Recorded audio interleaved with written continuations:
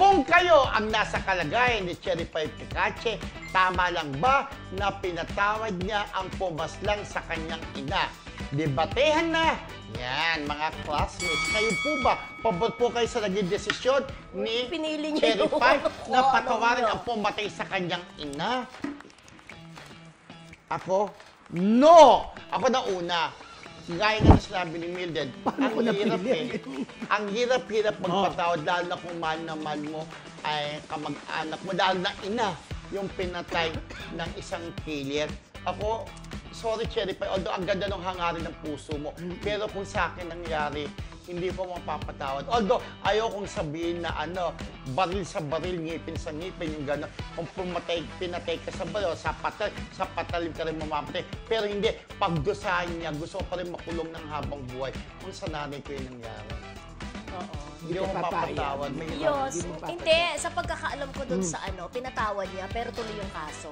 Pinagdudusahan pa rin. Pinatawad lang. Oo, pinatawad lang. Tuloy yung kaso, pinagdudusahan pa rin. Ayun, okay lang yun. Kaya, pinatawad lang. Kung ganyan ang case. Yun ang case. Kung yun ang pero case. kung hindi pinatawad, alisin natin yun. Yung alin? Yung...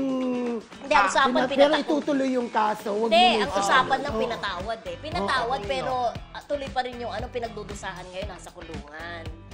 Pinatawad lang yun. Pero sabi ko nga, yes, why not? Kasi siyempre, iba-iba naman tayo ng tao, di ba?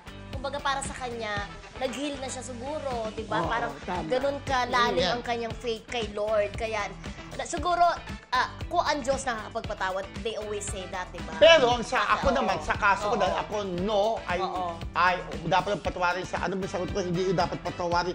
Hindi naman ako Diyos kung ako magsasalita. Sorry, hindi ako Diyos, hindi kita mapapatawad. Mahirap, di ba? Kasi yes ka, paninindigan mo lang. Pero alam ko sa puso mo, may dagdag ka pa sa yes. Hindi mo rin mapapatawad. May dagdag ka pa dyan. Ayun lang naman. Hindi ako naman, depende.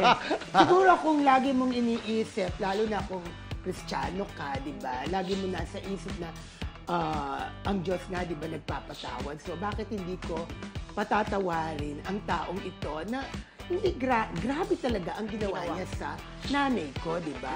So, pwede yung ganon. Kung talagang lagi mo yung nasa isip mo. Pero, depende yan eh. Imaginein mo, nanay mo, pinatay, tapos magpapatawad ka.